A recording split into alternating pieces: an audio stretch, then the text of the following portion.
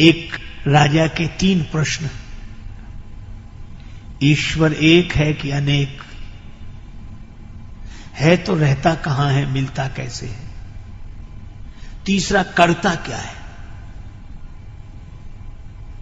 राजा ने बड़े बड़े विद्वानों से पूछा 3 ही प्रश्न। ईश्वर एक है कि अनेक, रहता कहां है, मिलता कैसे है, और वो करता क्या है? लोगों ने अपने अपने तरह से उत्तर दिए। राजा संतुष्ट नहीं हुआ।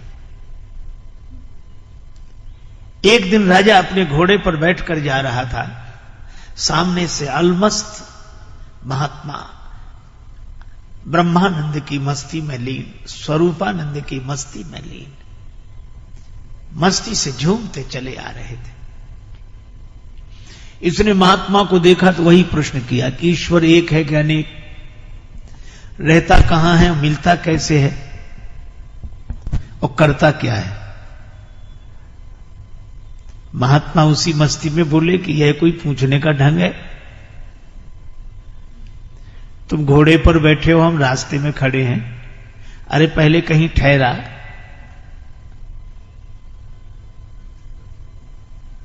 मैं विश्राम करूं, मेरे खाने पीने की व्यवस्था कर, फिर श्रद्धा पूर्वक पूछना।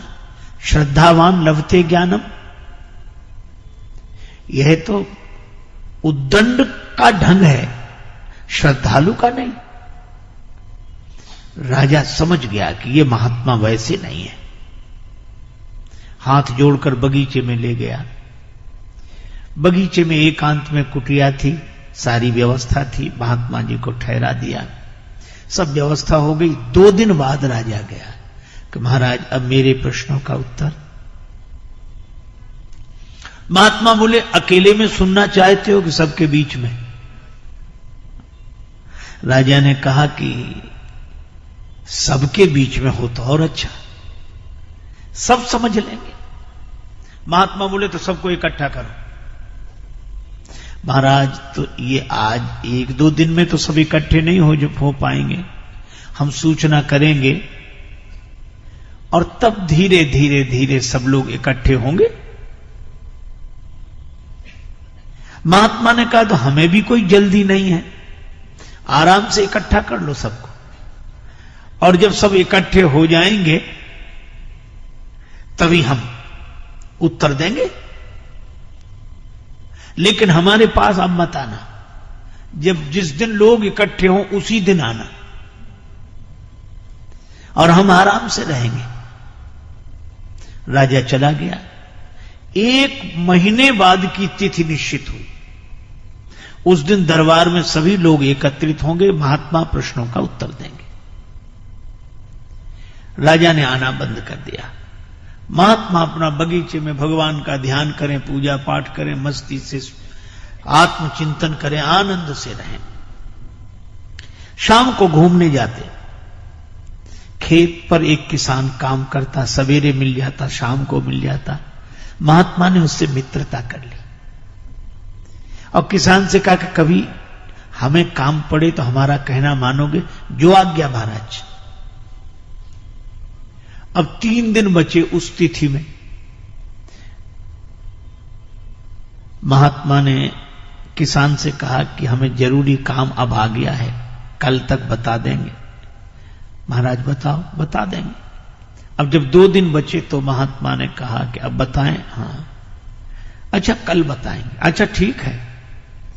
1 दिन बचा तो महात्मा ने कहा कि तुम महात्मा बन जाओ। अरे बोले महाराज हमारा परिवार घर बार, हम ऐसे कैसे? महात्मा बोले वैसे नहीं, महात्मा होने के लिए नहीं कह रहे हैं, महात्मा बनने के लिए कह रहे हैं।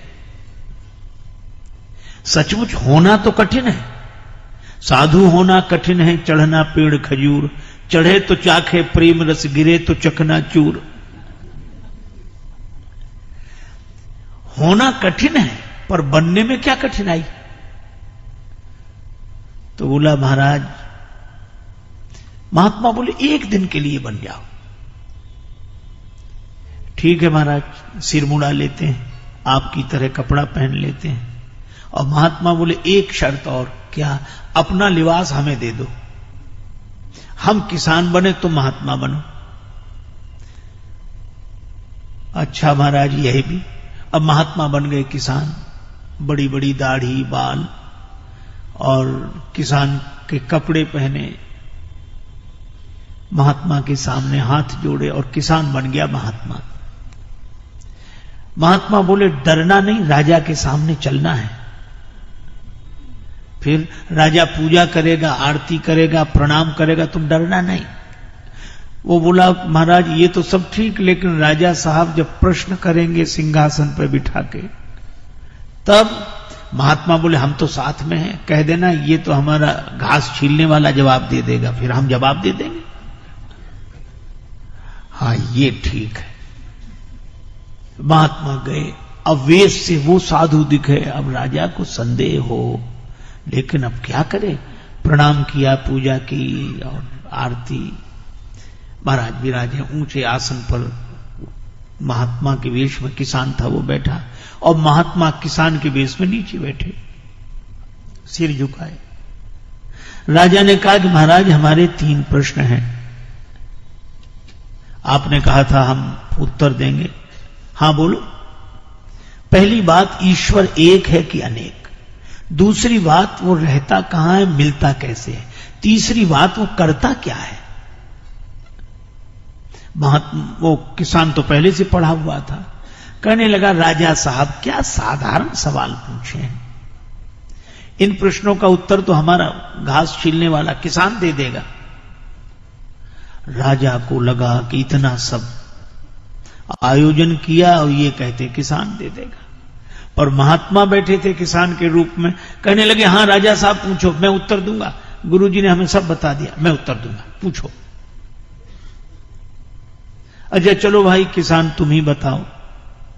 राजा ने कहा कि वह ईश्वर एक है कि अनेक?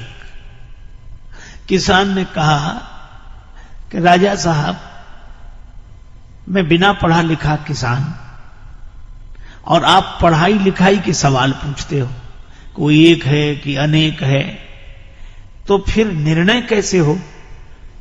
एक काम करो राजा साहब, आप कुछ मणियां मंगा लो, ठीक है, गिनना आप, फैसला हम करेंगे। राजा बोला ये ठीक है। एक थाल में मणियां आ गई, अब राजा ने गिनना शुरू किया, एक मणि उठाई, और एक मणि उठाकर राजा बोला 1। किसान ने कहा बिल्कुल ठीक, रख दो, रख दी। अब दूसरी मणि उठाई, राजा बोला 2। किसान के रूप में महात्मा थी, वो बोले झूठ बोलते हो, देखो हाथ में 2 है कि 1? कहा है तो 1। बोले फिर 2 क्यों कहते हो?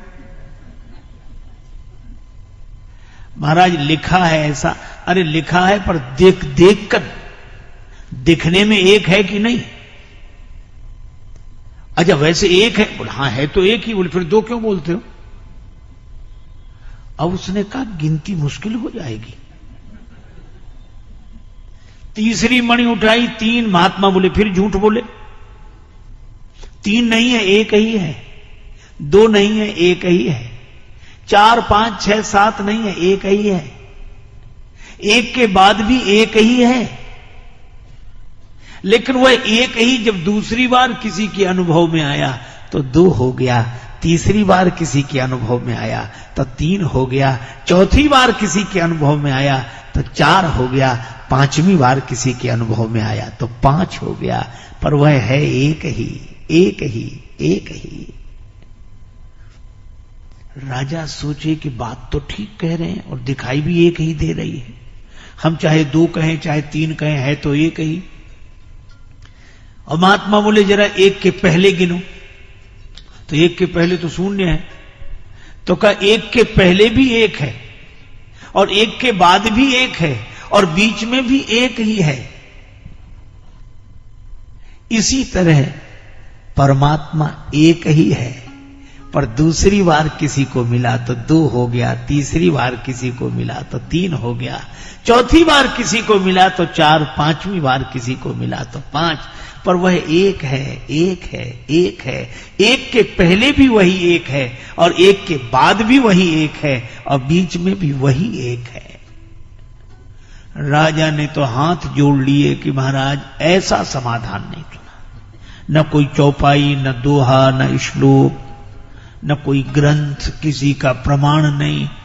और गिनने की सही बात है, हम देखते हैं तो एक ही दिखता है। ये 2, 3, 4 तो हमें सिखा दिया गया है, पढ़ा दिया गया है। अगर ये सीखी हुई पढ़ाई छोड़कर देखें तो एक ही है। बड़ा सुंदर उत्तर दिया महाराज, हम मान गए कि ईश्वर एक है, एक है, एक।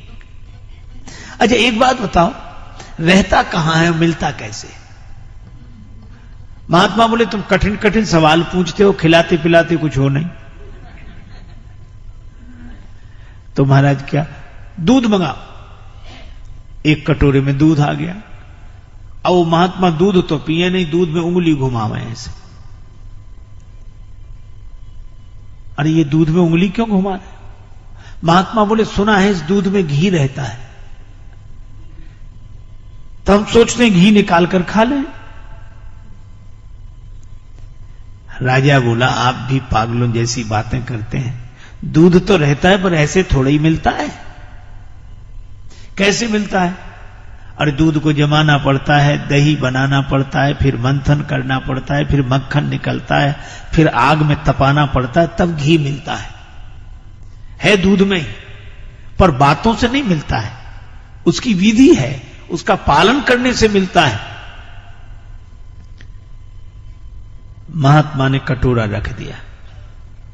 दूध पी लो का, दूध नहीं पीना, तुम्हारे प्रश्न का उत्तर देना था।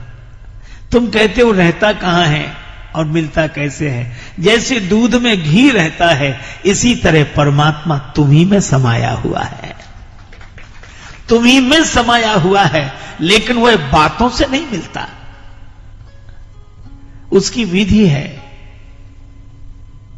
पहले निष्ठा जमानी पड़ती है, फिर विचार की मथानी से उसे मथना पड़ता है, तब वैराग्य का मक्खन निकलता है, फिर तपस्या की अग्नि में तपाते हैं, तब घी प्रकट होता है। वह इसी तरह वह परमात्मा तुम्हारे भीतर से ही प्रकट हो जाएगा, पर उसकी विधि है। राजा बोला कमाल का, ऐसा उत्तर नहीं सुना। अच्छा एक अंतिम सवाल, करता क्या है? महात्मा बोले कि हम एक बात बताओ, तुम सवाल पूछ रहे हो, मैं उत्तर दे रहा हूं, तो तुम हमारे गुरु हो कि हम तुम्हारे गुरु? राजा बोला गुरु तो आप ही हो। महात्मा बोले फिर ये कोई ढंग है कि तुम सिंहासन पर राजा बने बैठे रहो, हम नीचे बैठे रहे? फिर उतरो नीचे। राजा नीचे उतरा और किसान के रूप में महात्मा सिंहासन पर जाकर बैठ गए। अब राजा नीचे बैठा, कुछ उत्तर पाने के लिए महात्मा बोले ही नहीं, तो कहा कि महाराज आपने उत्तर नहीं दिया। किसान बोला यही करता है, राजा को किसान की जगह बिठा देता है, किसान को राजा की जगह बिठा देता है, बड़ों को छोटा बना देना, छोटे को बड़ा बना देना, यही उसका काम है, रोज यही करता रहता है। मसकई करई विरंज प्रभु अजहि मसकते ही।